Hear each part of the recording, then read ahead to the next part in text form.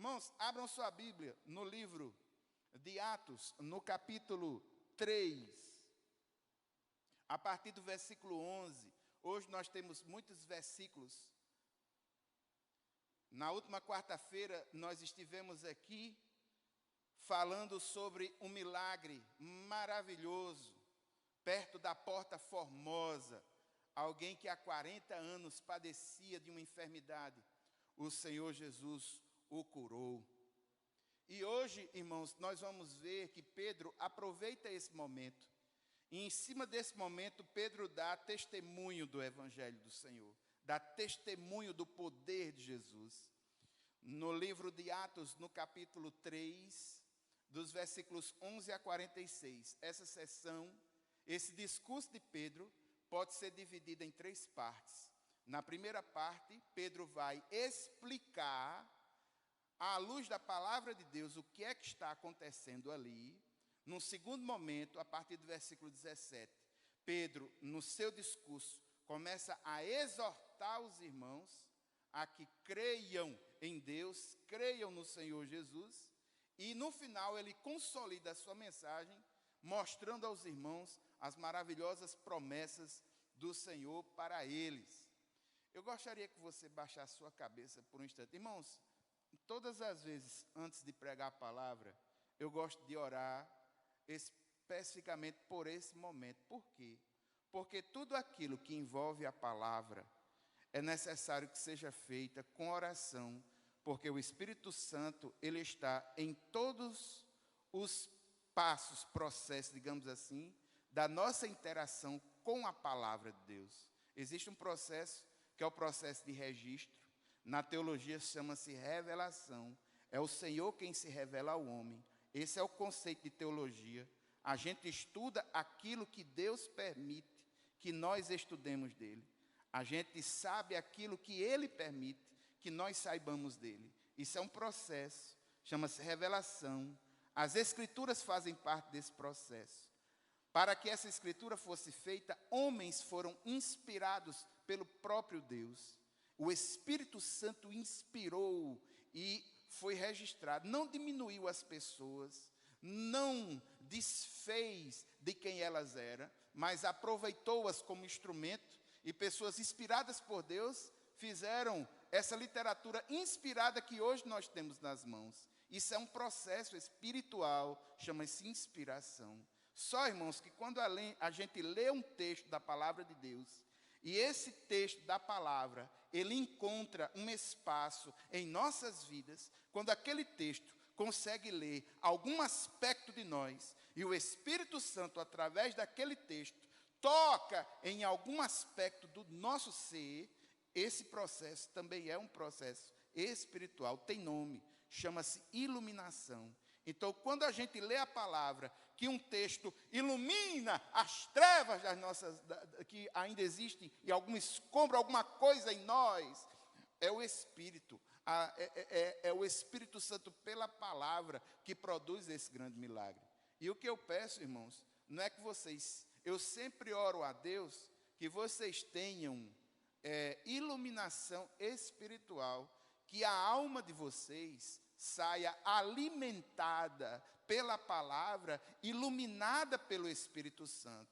Porque se vocês quiserem conhecimento teológico, é só você entrar no seminário. Se você quiser, é só ler um livro. Mas não é esse tipo de conhecimento que a gente está buscando. A gente está buscando algo que que tenha um equilíbrio entre conhecimento e vida, um equilíbrio entre graça e conhecimento, entre palavra de Deus e poder. Que a nossa alma seja alimentada, que a nossa vida baseada, inspirada nessa palavra, a gente possa tomar decisões acertadas. Porque de que adianta a pessoa ter conhecimento de ponta a ponta, de informações teológicas, mas na vida não saber tomar uma decisão que preste? De que adianta esse tipo de conhecimento? Nenhum. Então, irmãos, eu sempre faço esse momento, faço com muita oração, para que aqui nós não tenhamos um acréscimo de informações bíblico-teológicas, mas que essas informações, iluminadas pelo Espírito de Deus, possam achar um espaço na tua alma e você tomar as decisões corretas, de acordo com a vontade do Senhor. Então, curva sua cabeça aí, é rapidinho. Pai eterno e santo, abençoa, Senhor, que essa porção da tua palavra lida seja iluminada pelo teu Santo Espírito e que nós podemos, Pai, no nome de Jesus, que nós possamos tomar decisões acertadas e que nós possamos ouvir a voz do teu Santo Espírito falando conosco nessa noite. Oramos no nome de Jesus. Amém. Vamos ao texto. O texto diz assim. No livro de Atos, no capítulo 3, a partir do versículo 11, o texto diz assim: apegando-se o mendigo a Pedro e João, todo o povo ficou maravilhado e correu até eles, ao lugar chamado Pórtico de Salomão. Olhe para mim por um instante. Irmãos, Pedro é um verdadeiro missionário. Do mesmo jeito que aconteceu em Atos 2, no dia de Pentecostes, quando as pessoas foram atraídas por aquele movimento, Pedro aproveitou aquelas pessoas que foram atraídas por aquele movimento e falou do Cristo ressurreto. Aproveitou para pregar a palavra. Do mesmo jeito aqui vai acontecer isso. Pedro vai aproveitar esse testemunho maravilhoso desse mendigo, e esse testemunho vai gerar uma mensagem igualmente poderosa. A mensagem em Atos 2, 3.000 pessoas renderam-se ao Senhor. Nessa mensagem de Atos 3, mais 2.000 pessoas vão render-se ao Senhor. Então, aquele grupo que era 120, passa a 3.000, e agora de 3.000 passa a 5.000 pessoas. Veja a situação. No versículo 11 diz que o mendigo estava apegado a Pedro e João. Quero lembrar aos irmãos que o mendigo, ele quando entra no templo, e quando nós dizemos templo, não é apenas o templo, o núcleo, que é o lugar santíssimo e o santo dos santos. Não, não é só aquilo. Toda a área pode ser chamada de templo. O átrio dos homens, o átrio das mulheres, o átrio dos gentios, a área maior onde está o pórtico, um chamado Pórtico de Salomão. O que é o Pórtico de Salomão? O Pórtico de Salomão é a área externa do templo. Eu trouxe para vocês aí a figura. Isso aí é uma maquete, porque não temos esse templo. Ele foi derrubado no ano 70, e vocês conhecem a história melhor do que eu, sabem, que Nero culpou os cristãos. Houve um problema seríssimo. Em 70 esse templo foi derrubado. Isso é uma maquete de um pessoal nos Estados Unidos. Veja, o pórtico, que é chamado de pórtico, é a parte literalmente maravilhado. A palavra na língua original dá o sentido de atônito, assim bem extasiado mesmo. Versículo 12. Vamos ao versículo 12. Vendo isso, Pedro lhes disse: israelitas, por que isso vos surpreende? Por que vocês estão olhando para nós, como se tivéssemos feito este homem andar por nosso próprio poder ou piedade? Pedro aqui começa a explicar o fenômeno, começa a explicar o que está acontecendo. Entre o fenômeno no livro de Atos, no capítulo 2, o Pentecoste, e agora no capítulo 3, a cura desse aleijado, existe uma diferença. Qual é a diferença? Esse grupo aí não tem ninguém que seja incrédulo ou esteja criticando o que está acontecendo. No livro de Atos, no capítulo 2, em Pentecostes, havia um grupo que criticou, não sei se vocês se lembram, dizendo: eles estão embriagados. Mas aqui no capítulo 3 nós não temos isso. Nós temos quase que uma espécie de unanimidade.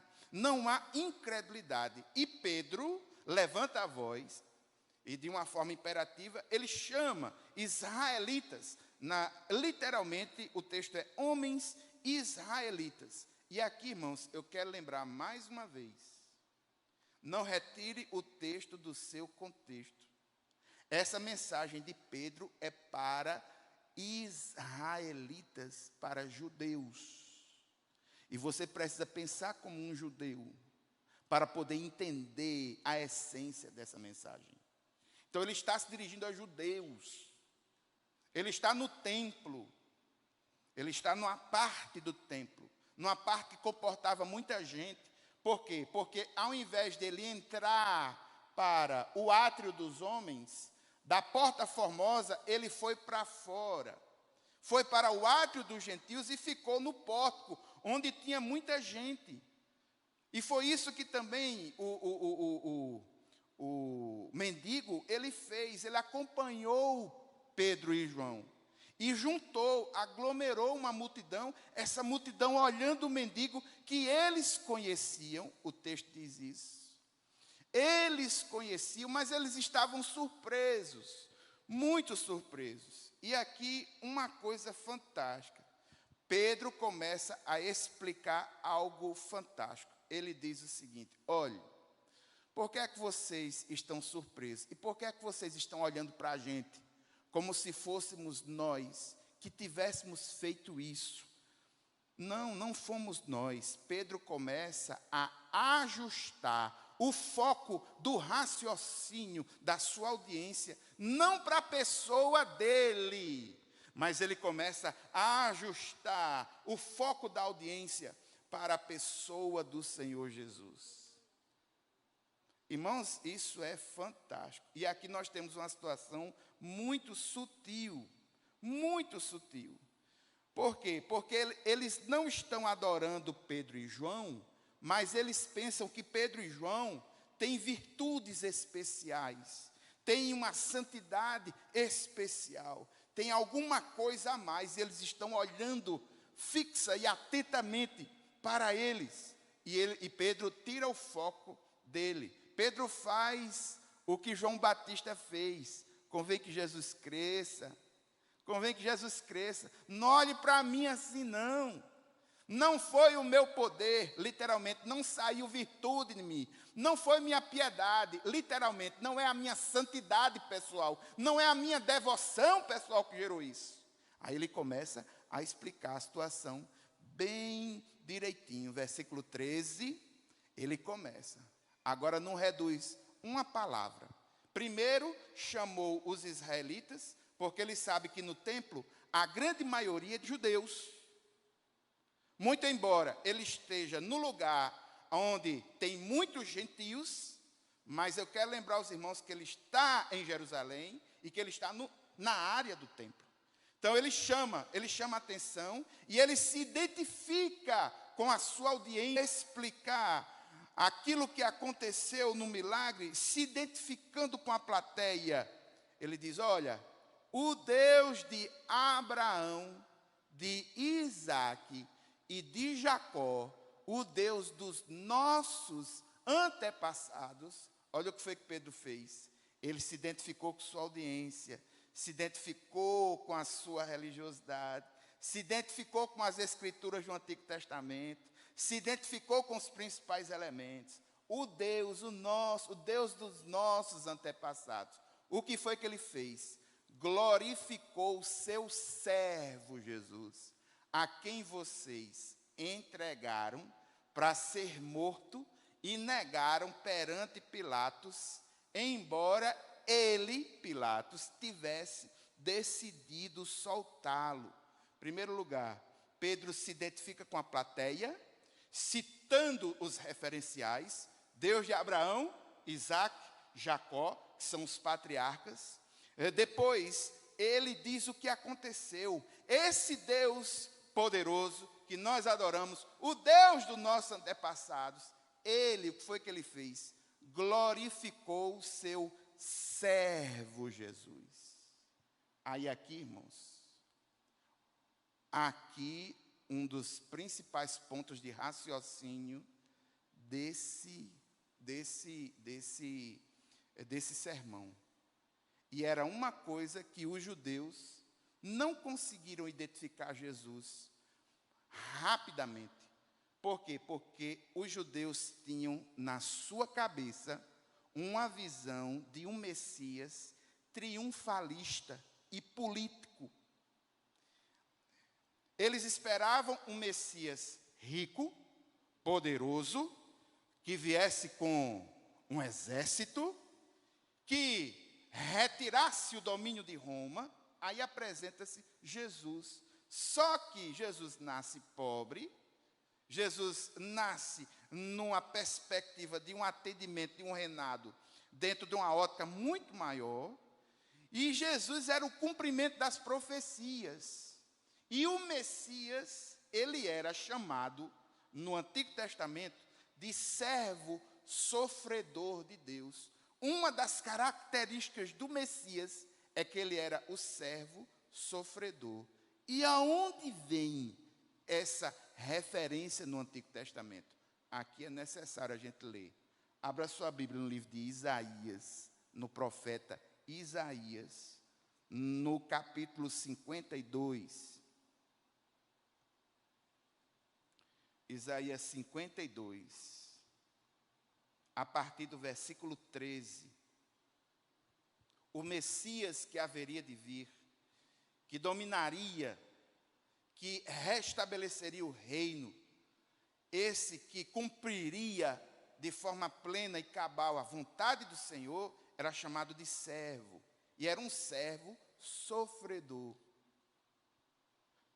Isaías 52, a partir do versículo 13, o texto diz assim: Vejam, o meu servo agirá com sabedoria, será engrandecido, elevado e muitíssimo exaltado, assim como houve muitos que ficaram pasmados diante dele.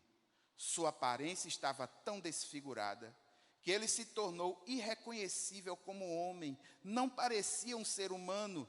De igual modo, ele aspergirá muitas nações, e reis calarão a boca por causa dele, pois aquilo que não lhes foi dito, verão, e o que não ouviram, compreenderão.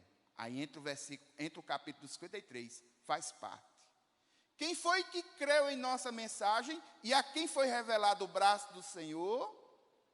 Ele cresceu diante dele como um broto tenro e como a raiz saída de uma terra seca. Ele não tinha qualquer beleza ou majestade que nos atraísse. Nada havia em sua aparência para que o desejássemos. Foi desprezado e rejeitado pelos homens, um homem de dores e experimentado no sofrimento, como alguém de quem os homens escondem o rosto. Ele foi desprezado e nós não o tínhamos em estima. Certamente, o que foi que ele fez? Tomou sobre si as nossas enfermidades, ele levou sobre si as nossas doenças, contudo nós o consideramos castigado por Deus afligido e atingido, mas ele foi traspassado por causa das nossas transgressões, foi esmagado por causa das nossas iniquidades. O castigo que nos trouxe a paz estava sobre ele, e pelas suas feridas fomos curados. Todos nós, como ovelhas, nos desviamos, cada um de nós se voltou para o seu próprio caminho, e o Senhor fez cair sobre ele, sobre esse servo, a iniquidade de todos nós. Ele foi oprimido e afligido, e contudo não abriu a sua boca. Como um cordeiro foi levado para o matadouro, e como uma ovelha que diante de seus tosqueadores fica calada, ele não abriu a sua boca. Com o julgamento opressivo, ele foi levado. E quem pode falar dos seus descendentes? Pois ele foi eliminado da terra dos viventes por causa da transgressão do meu povo. Ele foi golpeado, foi-lhe dado um túmulo com os ímpios e com os ricos em sua morte, embora não tivesse cometido nenhuma violência, nem houvesse nenhuma mentira em sua boca. Contudo, foi da vontade do Senhor esmagá-lo e fazê-lo sofrer. E embora o Senhor tenha feito da vida dele uma oferta pela culpa, ele verá a sua prole e prolongará seus dias. e a vontade do Senhor prosperará em sua mão. Depois do sofrimento de sua alma, ele verá a luz e ficará satisfeito pelo seu conhecimento. Meu servo justo justificará a muitos e levará a iniquidade deles. Por isso eu lhe darei uma porção entre os grandes, e ele dividirá os despojos com os fortes, porquanto ele derramou a sua vida até a morte e foi contado entre os transgressores, pois ele levou o pecado de muitos e pelos transgressores intercedeu. Esse é o servo sofredor de Deus, uma das características do Messias. É importante você ter esse conhecimento, porque é este servo que Pedro começa a explicar, e Pedro mostra pelas escrituras que Jesus é o servo. Pedro começa a desfazer a ideia falsa, triunfalista que os judeus tinham acerca do Messias. E Pedro começa a mostrar que esse Jesus, ele é quem cumpre essa profecia messiânica. Jesus é o servo de Deus, esse Deus que glorificou, que levantou ele da morte. Por que é que Jesus foi levantado? Siga o texto diz assim: glorificou o seu servo Jesus, a quem vocês entregaram para ser morto e negaram perante Pilatos, embora ele tivesse decidido soltá-lo. Pedro explica agora o drama da redenção. Pedro começa a, de forma ousada, dizer a mesma coisa que disse na pregação passada. Na pregação passada ele disse: vocês, judeus, mataram. E aqui ele está dizendo a mesma coisa. Vocês entregaram para ser morto, negaram perante Pilatos. E ele está dizendo aqui com todas as... vocês entregaram. A culpa é de vocês. Vocês precisam tomar uma decisão séria. Presta atenção no que eu estou dizendo. Vocês não mataram qualquer um, não. Vocês mataram o Messias. Vocês mataram o servo sofredor do Senhor. Presta atenção. Aí veja versículos 14 e 15. Vocês negaram publicamente o santo e justo e pediram que lhes fosse libertado um assassino. Vocês mataram o autor da vida, mas Deus o ressuscitou dos mortos e nós somos testemunhas disso. Pedro começa a explicar de forma mais profunda. Já usou uma terminologia. Qual foi a terminologia? O servo. E agora ele utiliza mais duas terminologias que era exclusiva do Messias e que todo judeu sabia, porque no Antigo Testamento fala que o Messias também é chamado de o Santo de Israel. E o Messias também é chamado de o Justo.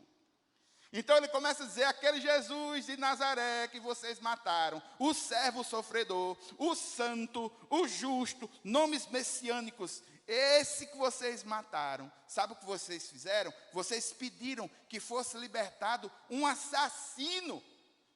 Vocês libertaram um assassino e mandaram matar o autor da vida. E aqui, irmãos, uma observação fantástica é que, como é o nome daquele que foi libertado no lugar de Jesus? Barrabás. Você se lembra dessa história? O povo dizia: crucifica Jesus, mas liberte a quem? Barrabás. Barrabás é nome paralelo. O que é nome paralelo? É um nome que significa outro. A partícula bar significa filho de. Bartolomeu, bar, filho de. Lomeu ou Talmai. Bartolomeu é filho de Talmai. Bar Jesus não é nome, é nome paralelo. Bar é filho de, Jesus é o nome do pai. No caso de Barrabás, o nome Barrabás é Bar-Abá. Bar, filho de, Abá, pai. Literalmente o filho do pai. Só que era o filho do pai falso. Era um filho do pai assassino. E Jesus Cristo era o verdadeiro filho do pai. Porque ele não é assassino, ele é o autor da vida. E Pedro começa a explicar a profundidade do pecado deles.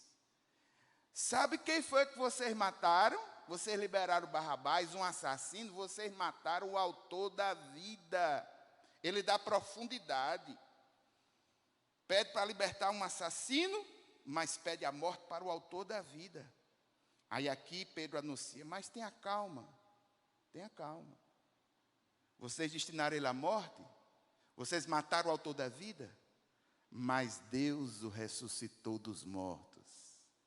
E nós somos testemunhas disso. A mesma sequência que a gente viu na mensagem em Atos 2, nós vemos agora em Atos 3, e onde tiver mensagem, vai ter sempre essa mesma formação. Vós, judeus, mataste Jesus, Deus o ressuscitou dos mortos, e nós somos testemunhas disso. Todas as mensagens no livro de Atos têm essa mesma estrutura. Aí, como foi que isso aconteceu? E como é que agora a gente vai se comportar? O que é que vai acontecer?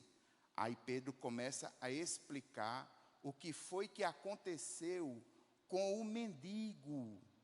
Versículo 16. Olha o que foi que aconteceu com o mendigo. Pela fé no nome de Jesus, o nome curou este homem que vocês veem e conhecem. A fé que vem por meio dele, lhe deu esta saúde perfeita, como todos podem ver. Pedro faz a associação de Jesus com o servo sofredor, faz a associação de Jesus como o santo de Israel, como um justo, situa e agora explica que aquele milagre que aconteceu, não foi ele quem operou, mas pela fé, quem operou foi o próprio Jesus. Porque no pensamento judeu, crer no nome significa crer na pessoa.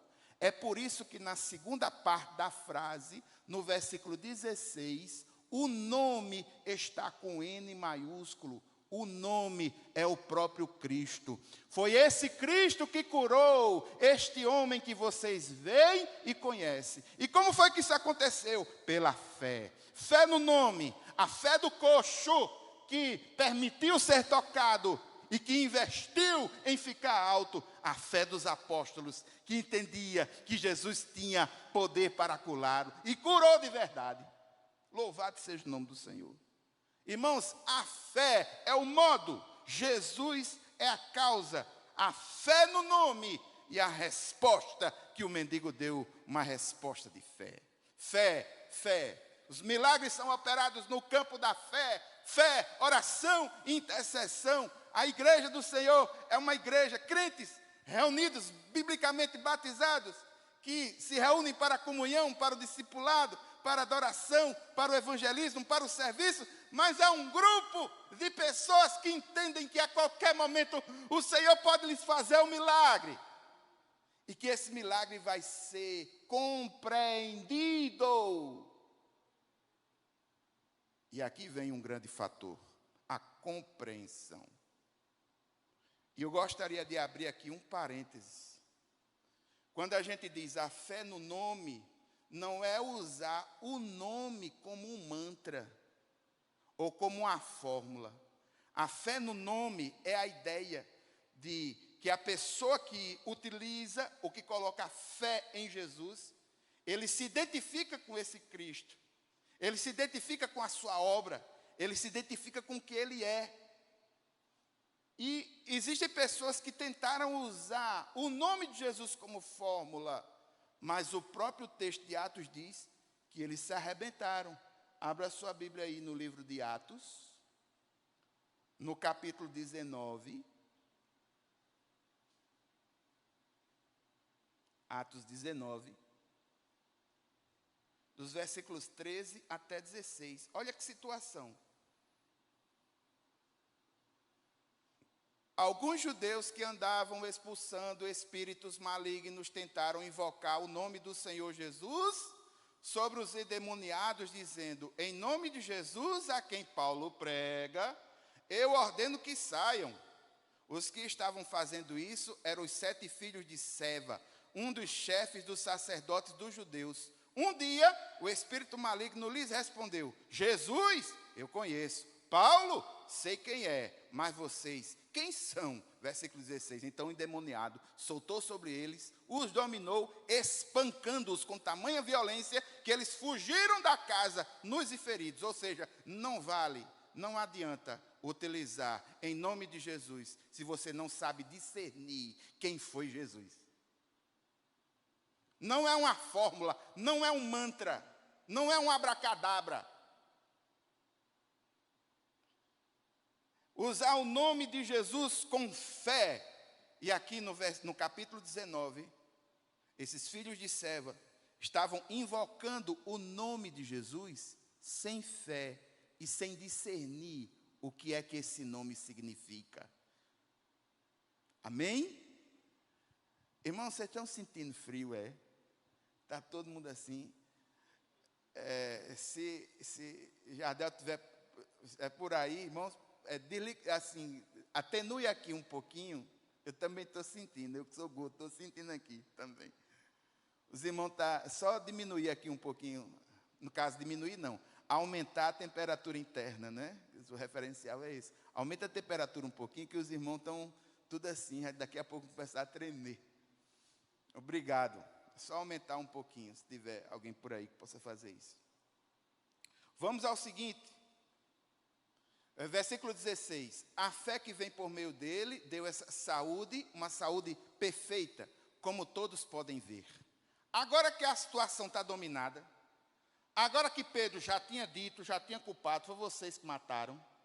Olha o que vocês fizeram. Trocaram o autor da vida por um assassino. Quando a coisa está bem, aí, meu irmão, Pedro vem com a mensagem de esperança, de exortação. Essa mensagem de esperança começa pelo próprio título. Veja que ele, para chamar a atenção da sua audiência, ele começa com varões israelitas. Agora, ele já está mais quebrantado. Ele já vai se aproximar. Ele vai levar uma mensagem de esperança. Aí ele diz: agora, irmãos, eu sei que vocês agiram por ignorância, bem como os seus líderes. Mas foi assim que Deus cumpriu o que tinha predito por todos os profetas, dizendo que o seu Cristo haveria de morrer. Irmãos, qual é a palavra-chave aí? Ignorância, na língua original, é uma coisa que chama agnoia, é sem discernimento, é cegueira espiritual e ética. O que foi que aconteceu aqui? Havia um pecado social, a turba, o grupo, prendeu, matou Jesus, é verdade. Isso foi feito de forma voluntária. Mas havia um pecado involuntário de cada um deles. Por quê? Porque não houve uma pessoa que você pudesse dizer: a culpa é de fulano. Não teve. Se você observar todo o julgamento e observar a condenação de Jesus, você vai ver que os envolvidos pela parte romana, teve um que inclusive lavou as mãos. Então ele não tem nada a ver com essa situação. E qual foi o sacerdote responsável? Anás e Caifás se juntou com todo o grupo, se juntou com o sinédrio, todo mundo acusou, e em linhas gerais era uma ação que não tinha um autor único, percebe? Alguém que pudesse dizer assim, foi ele? Não, não tinha. Você tinha um grupo. Então, de forma social, voluntária, a turba condenou. De forma involuntária, individualmente, eles foram corresponsáveis. E foi por pura ignorância. Eles não tiveram discernimento para entender quem Jesus era. E segunda coisa que Pedro deixa bem claro, é que além de ser por ignorância, foi feito dessa forma para cumprir o que os profetas tinham falado a respeito no Antigo Testamento. Então, foi ignorância, mas foi cumprimento das profecias. As profecias precisavam ser cumpridas. O Cristo, o ungido, o servo sofredor, ele haveria de sofrer, haveria de morrer. Isaías, que a gente leu, mostrava isso. Então era cumprimento de profecia. Ignorância espiritual. Não tinha discernimento, mas era cumprimento da profecia. E o que fazer? O que é que a gente vai fazer agora? Aí, Pedro responde o que fazer. E esse é o núcleo desse texto de hoje. Arrependam-se, pois, e voltem-se para Deus, para que os seus pecados sejam cancelados, para que venha tempos de descanso da parte do Senhor, e Ele mande o Cristo, o qual foi designado Jesus. Irmãos, duas atitudes precisam ser feitas. E Pedro diz, olha, vocês foram culpados, trocaram o autor da vida por um assassino, essa coisa foi intencional, vocês, de fato, fizeram por ignorância, foi cumprimento das profecias, mas há esperança. Tem como vocês se livrarem disso e serem beneficiados com isso. Como, Pedro? Versículo 19, arrependa-se. Arrependa-se e voltem-se para Deus. Irmãos, são duas atitudes que fazem parte da conversão. Duas atitudes. Ou seja, Pedro está dizendo, vocês precisam ter atitude. Primeira atitude, arrependimento. Na língua original, metanoia, é mudança. Ou seja, arrependimento é uma atitude que eu tomo em relação ao pecado. Se o pecado me faz andar para aqui, se aqui, por exemplo, nesse livro, pecado, está aqui, pecado, me arrependo, eu não quero este caminho, eu dou a meia volta. É uma atitude que eu tomo em relação ao pecado. Arrependimento, atitude que eu tomo em relação ao pecado. E o que é fé? Fé é a atitude que eu tomo em relação a Deus. E aí a fé vem no volte-se para Deus, que é justamente o giro da mudança. Eu deixo o pecado, mas eu me volto para o Senhor. Eu deixo o pecado, mas eu me volto para o Senhor. Esse é o núcleo daquilo que é chamado de conversão. Uma pessoa convertida, ela sabe o mal que o pecado faz. E ela não quer conversa com o pecado. Sabe por quê, irmãos? Porque o pecado ele tem uma consequência conhecida de todos nós. O salário do pecado é a morte. Quando abraçamos o pecado, nós nos distanciamos do Senhor. O pecado, diz Isaías, é o que faz separação entre nós e Deus. Então eu preciso ter uma atitude em relação ao pecado. Eu não quero isso da minha vida. Só que eu não posso ter uma atitude em relação ao pecado e não ter uma atitude em relação ao Senhor. A atitude em relação a Deus é a fé, é o voltar-se para Deus, porque Ele é quem providencia o meio de livrarmos desse pecado. Essas duas coisas são fundamentais, arrependimento e fé. Arrependimento, atitude para com o pecado, fé, atitude para com o Senhor. E aqui diz que se fizer isso, os pecados são anulados, apagados, está em plural, porque é gênero. Não existe pecado que o Senhor não tenha poder de salvar, irmãos. Ele salva. Ele só não salva o pecado chamado pecado imperdoável, que é aquela vontade natural de não ser perdoado por Deus e de atribuir a Deus coisas que são do maligno. Aí não tem jeito. Não tem como perdoar alguém que não deseja ser perdoado. Agora, meu irmão, quando a pessoa quer ser perdoada, O nosso Deus é um Deus misericordioso que está de braços abertos. Quando a pessoa entende a sua situação e ela se vê para onde não tem mais lugar, não tem para onde correr, corra para os braços do Senhor. Corra para os braços do Senhor. Aí aqui veio outra coisa fantástica. Para que venham tempos de descanso. Eu estou utilizando uma versão chamada NVI. Os textos que você vê é uma versão NVI. Eu, particularmente, nesse versículo 20, gosto mais da versão por tradução, chamada tradução por equivalência formal. E nesse texto traz, para que venham tempos de refrigério. Alguém conhece esse texto com essa versão? Para que venham tempos de refrigério. Eu gosto mais dessa versão que vem a palavra refrigério. Por quê?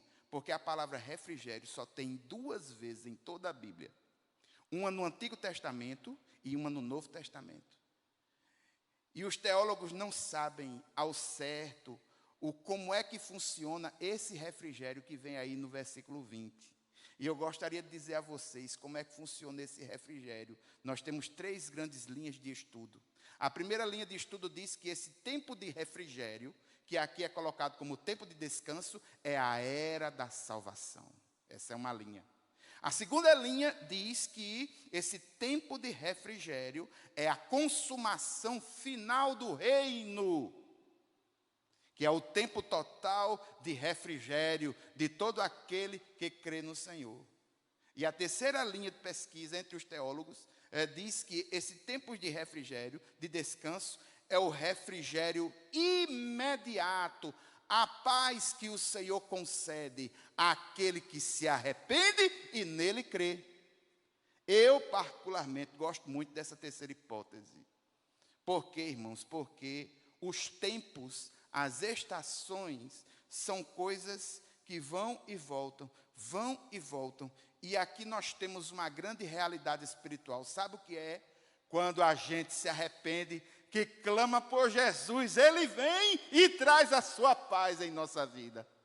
Então eu particularmente, gosto muito dessa terceira linha. Eu entendo muito dessa terceira linha. Por quê? Porque com arrependimento e com fé, o Cristo vem. Deus envia Cristo em resposta ao arrependimento, à conversão do homem a Deus. Pedro aqui está se dirigindo aos judeus, irmãos.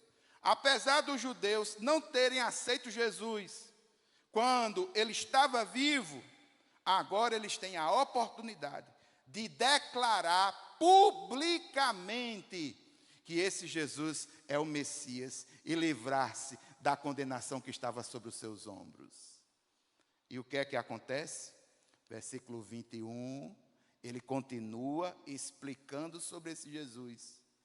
E Pedro diz, é necessário que ele, Jesus, permaneça no céu até que chegue o tempo em que Deus restaurará todas as coisas, como falou há muito tempo por meio dos seus santos profetas. Irmãos, enquanto isso, o evangelho de Jesus Cristo vai sendo pregado na terra e Jesus permanece no céu, olhando o desenvolvimento da igreja. Ele não nos deixou, o Santo Espírito está em nós, é Deus em nós.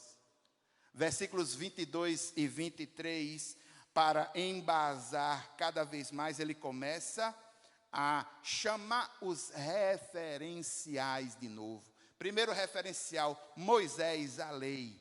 Aí Pedro começa explicando, pois disse Moisés, o Senhor Deus lhes levantará dentre seus irmãos um profeta como eu. Ouçam-no em tudo que ele lhes disser. E quem não ouvir esse profeta será eliminado do meio do seu povo. Olha que palavra forte que Pedro está utilizando. Cristo agora está no seu exercício profético, e no exercício profético, Cristo é comparado como um profeta da linha de Moisés. E aqui, irmãos, a teologia nos mostra que Cristo exerceu 3 grandes ofícios: profeta, sacerdote e rei. Como profeta, ele é aquele que fala as palavras do Senhor com a autoridade do Senhor. E como profeta, ele é maior do que Moisés. Por quê? Porque Moisés foi ouvido, mas foi colocado nas Escrituras, mas ninguém lhe deu ouvido. E agora Pedro está dizendo, olha, quem não ouvir esse profeta, quem não ouvir esse servo, quem não ouvir esse justo, quem não ouvir ele, o que é que vai acontecer? Será eliminado do meio do povo. Isso é uma chave para os judeus. Você é judeu de verdade? Você crê em Moisés como profeta? Você crê na lei? Então, se você crê em Moisés, você deve crer em Jesus, porque Moisés falou sobre Jesus. Aí aqui vem as promessas.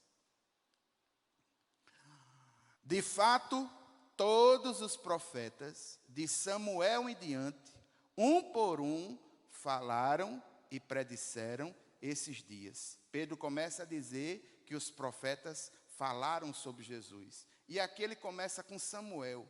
Por quê? Por causa da organização das escrituras judaicas. O Antigo Testamento não é organizado como o nosso Antigo Testamento na nossa Bíblia ocidental.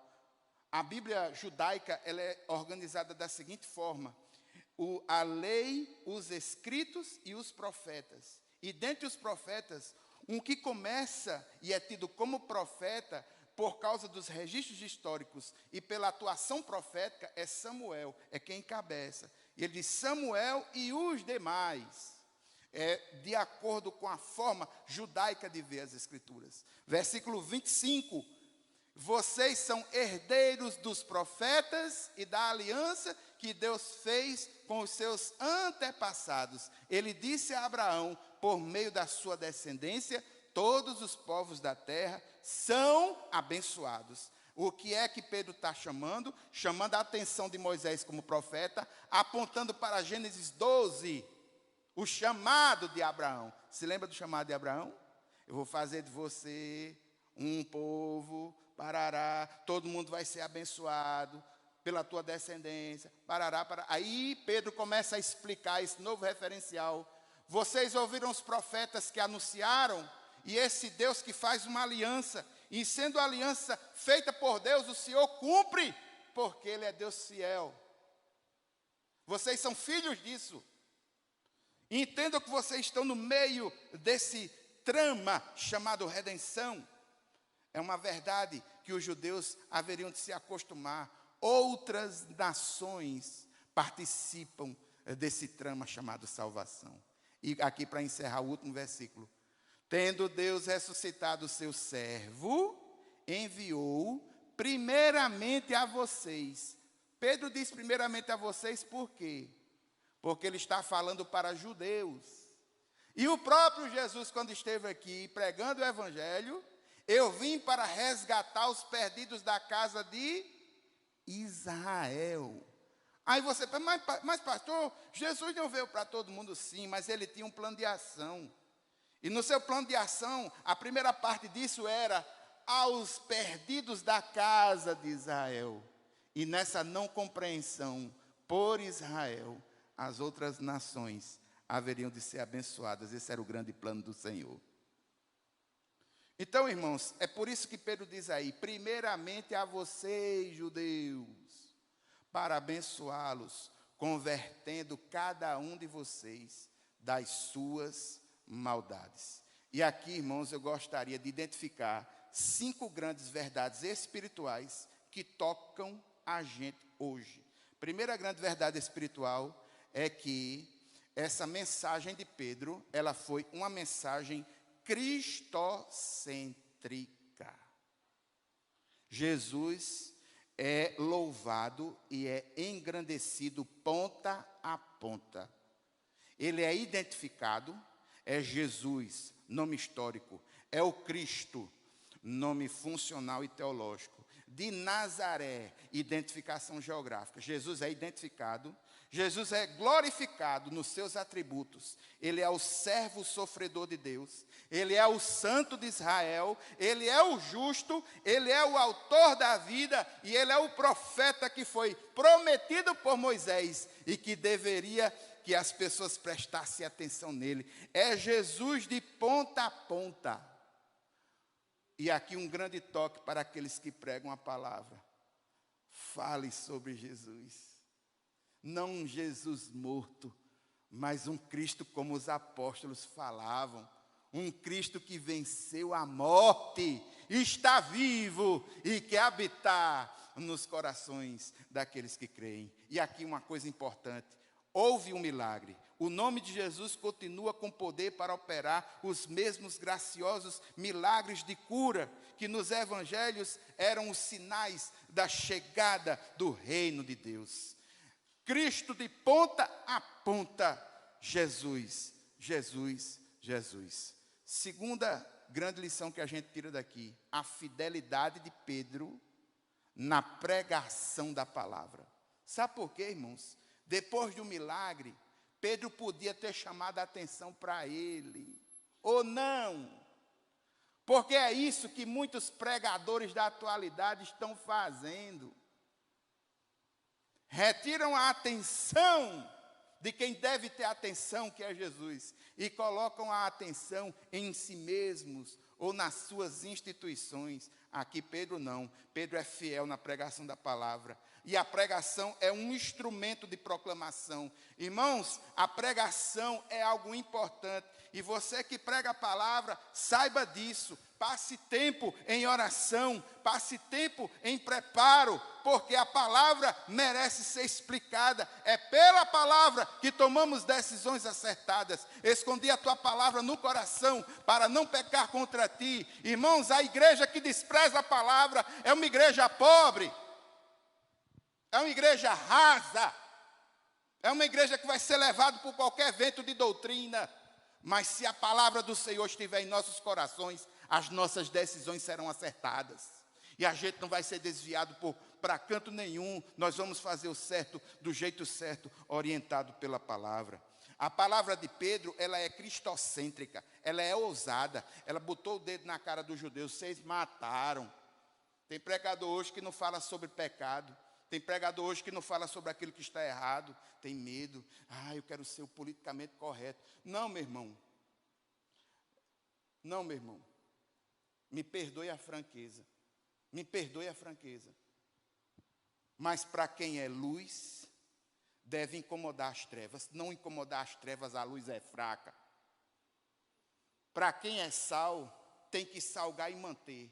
Se não está salgando, nem está mantendo, sabe o que é que vai acontecer? Vai ser pisado. É por isso que a igreja incomoda. É por isso que os pregadores da palavra incomodam. Sabe por quê? Porque eles apontam os erros como são. Agora, irmãos, não é só apontar erro, não. A gente tem que apontar o erro, mas tem que dar a solução. Foi o que Pedro fez. Pedro apontou o erro, começou a dizer, olha, vocês fizeram isso, mas tenha calma.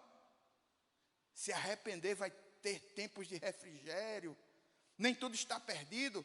Pedro mostrou solução. Pedro, irmãos, é um exemplo de pregador. E aqueles que hoje fazem propaganda de pretensos milagres, como se fossem homens poderosos, estão na contramão do ensino bíblico. Os que acendem holofotes e buscam a própria glória, estão em desacordo com o ensino das Escrituras. A pregação deve ser cristocêntrica. E aqui, irmãos, eu vou dar uma notícia que é possível que você saiba. O Ministério Público Federal ajuizou uma ação civil pública contra um pastor da mídia, que eu não vou dizer o nome, você sabe quem é, que vendia semente de feijão a R$1.000, dizendo que essa semente curava da Covid. É contra estes que nós precisamos nos posicionar. Eu só vou dizer a primeira letra para você identificar. Chama-se Valdomiro.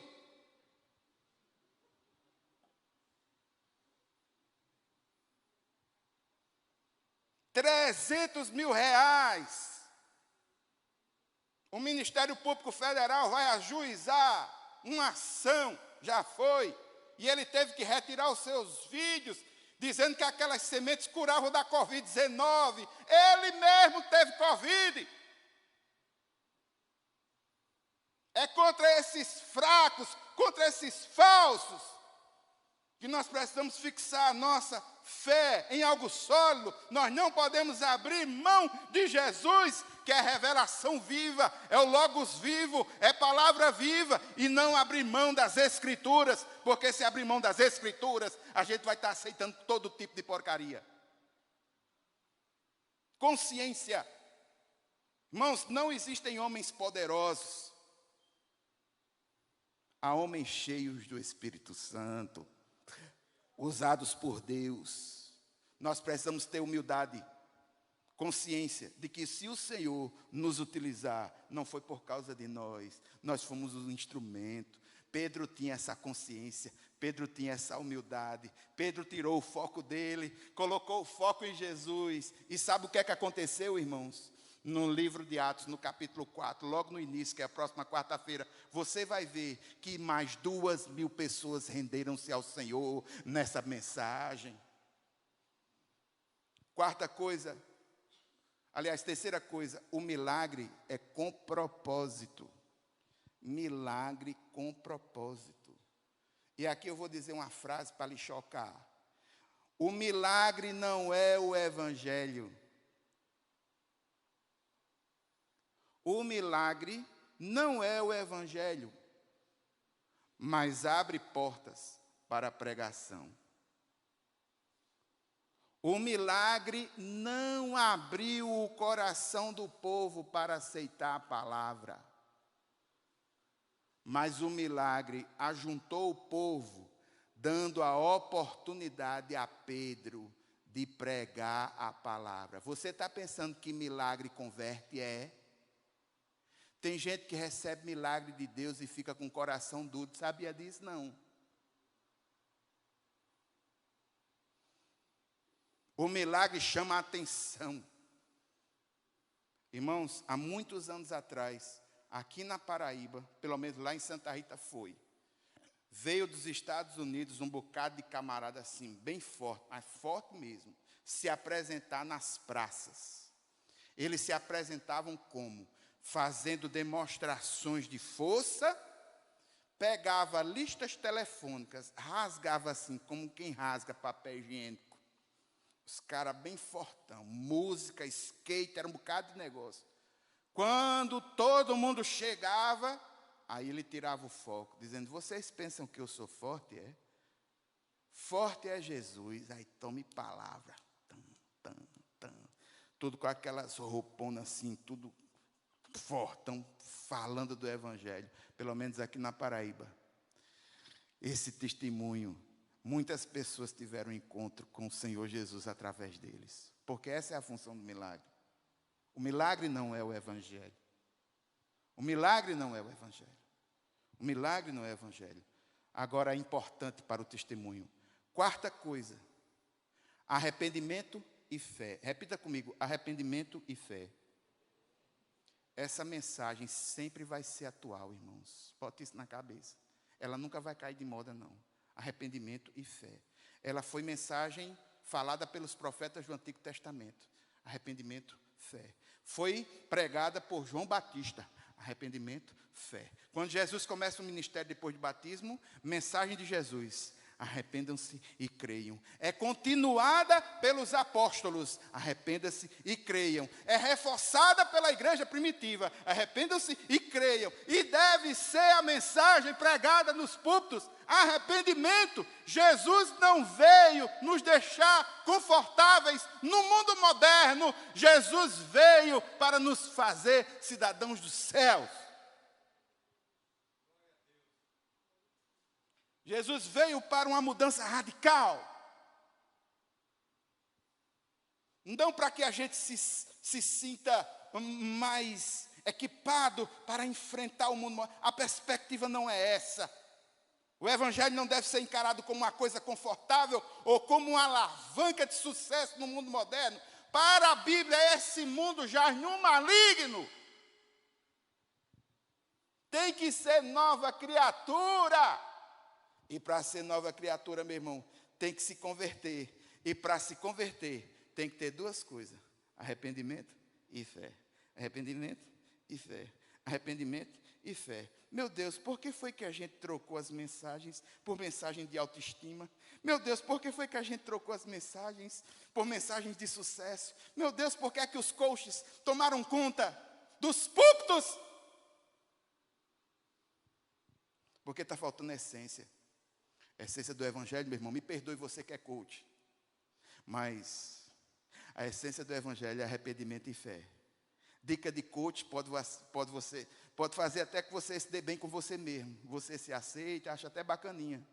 Mas me perdoe, dica de coach não faz nova criatura. Não foi o coach que morreu na cruz do Calvário. Quem morreu foi Jesus, me perdoe. Quinto e último, a mensagem que nos leva a meditar nas promessas de Deus. Mensagem pastoral. Pedro deu a pancada, mas ele levou esperança.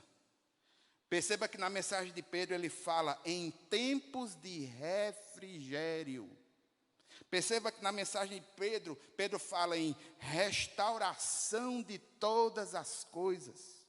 Perceba que na mensagem de Pedro, ele cita Moisés e Gênesis 12, serão abençoadas famílias, nações, povos serão abençoados. Meu irmão, Deus é fiel. Se as promessas foram cumpridas em Cristo, você pode ter certeza que aquilo que falta ser cumprido, vai ser cumprido, porque Deus é fiel. Essas são as 5 grandes verdades espirituais, e nós vamos encerrar agora este culto. Irmãos, eu não sei como é que vai ser, eu não tenho a mínima ideia, mas eu vou fazer o que o Senhor tem tocado no meu coração. Eu vou orar, e a tônica da oração vai ser simples. Você que está vendo aí pela internet, você quer aceitar Jesus como único e suficiente Salvador? Só tem 2 coisas que você precisa fazer: arrependimento, fé. Toma uma atitude em relação ao pecado. Arrependimento. Fé, deposite a sua fé no nome. Sabe quem é o nome? Jesus, o Senhor. E eu não sei se entrou aqui alguém que gostaria de entregar o seu coração ao Senhor Jesus. Irmãos, eu tenho 2 problemas. Eu não consigo identificar as pessoas pelo rosto. Quando eu vejo identificar pelo rosto, pelo nome, é 10 anos, 20 anos de convivência. Eu tenho dificuldade. E agora com máscara, nem se preocupe, eu não sei nem quem está aqui na minha frente. Não sei quem é, não sei como é. Então, se porventura entrou alguém aqui nessa noite, não tem certeza da sua salvação, porque não falaram a história como deveria ser, porque a história é essa, meu filho. Você tem que se arrepender dos seus pecados, e para ser nova criatura, você tem que depositar a sua fé no Senhor Jesus que te salva. Se existe alguém aqui nesta noite que deseja entregar o seu coração ao Senhor, se existe alguém aí na internet, na sua casa, que deseja se arrepender dos seus pecados e entregar o seu coração ao Senhor, faça essa oração comigo agora. Vamos ficar todo mundo em pé, em nome de Jesus. Você que está aí vendo pela internet, e se você que está aqui quer entregar o seu coração ao Senhor, repita comigo: Pai eterno e santo, eu reconheço que Tu és Deus. Pai eterno e santo, eu reconheço que Teu Filho é o Senhor, venceu a morte. Pai eterno e santo, eu reconheço que sou pecador, e eu não quero mais o pecado em minha vida. Pai eterno e santo, eu aceito o Teu Filho, eu aceito o que Ele fez. Pai, deposito a minha fé, entendendo que Jesus, Ele é Senhor e Salvador da minha vida. E nesse momento, eu entrego a minha vida a Ele. Clamo que o Senhor perdoe os meus pecados, assine, coloque o meu nome no livro da vida e me cele como Espírito Santo da promessa agora, me fazendo uma nova criatura. Eu oro no nome de Jesus. A igreja diz: arrependimento e fé. Se você veio aqui e fez essa oração juntamente comigo, meu irmão, não é uma questão de religiosidade, é uma questão de intimidade. Procure ter intimidade com o Senhor. Intimidade com Deus a gente tem pela oração, pela palavra. O nosso Deus não precisa mais de ter sacerdotes. Você confessando a Ele como único e suficiente Salvador, você tem acesso direto a Ele. O véu do templo se rasgou de alto a baixo.